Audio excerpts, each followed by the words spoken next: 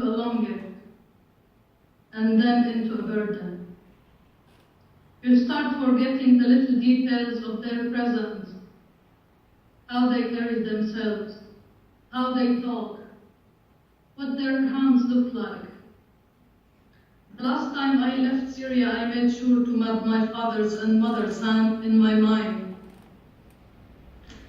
I still remember their hands very well. I am grateful for that.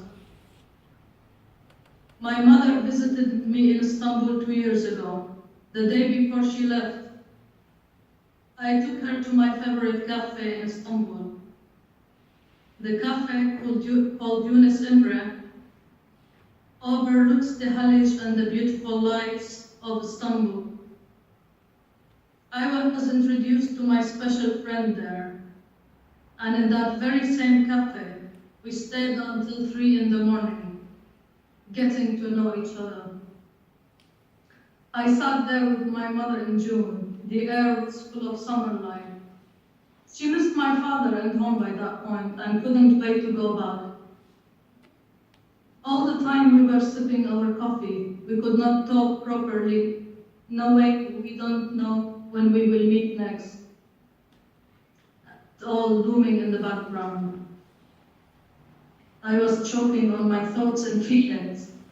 I remember all the condensed feelings in my chest, almost suffocating me.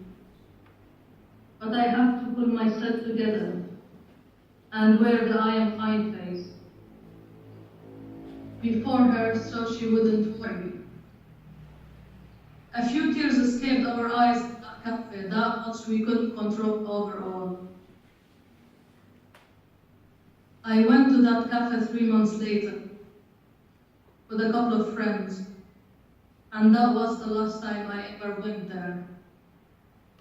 The friends I didn't like much at that time, and I had a panic attack with all those condensed feelings. I never went back there again. At home, we were raised to conceal our feelings, all kinds of feelings.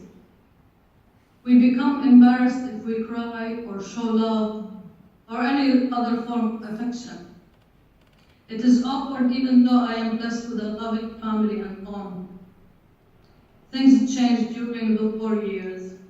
At first, war took its toll on us and we didn't communicate much. As my sister said, your memory becomes locked and you live in oblivion while you are in Syria. As time passed and there was no sign of the war stopping, we started communicating more. Now we show our love over WhatsApp, Facebook, Line, Skype. However, we hide our anxiety and worry. It doesn't get anyone anywhere. My dad bought himself a tablet to connect with everyone abroad and to live through it as life tightens in Syria.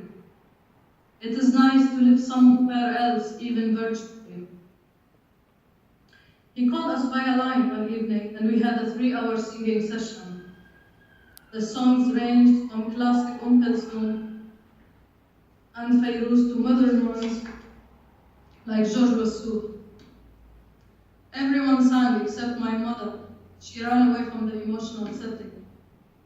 My father is known in the family for inventing mawals, and he sang one about us, the ones in exile. It was hard to feel that much emotion.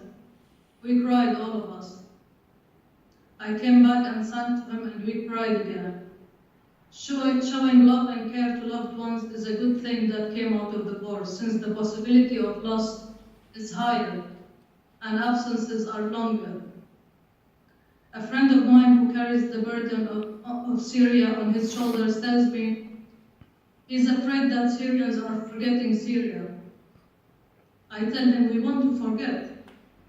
Otherwise, how do you live with carrying so much on your back? So much on your back slows you walking until you stop. And if you want to walk, you have to let go of your burdens, even longings. Simply because one day this whole thing will be over and we will have what we want. This, like all things in life, will pass, and we have got to live while alive. I let go of my anger, but not my bitterness at the world. I let go because living is a gift. Surviving is a gift. Freedom is only the gift of the dead. When the world is against you, turn back to your closed world and cherish it. And I will go back to my favorite cafe in Istanbul to cherish the memory and the good times I spent with my mother.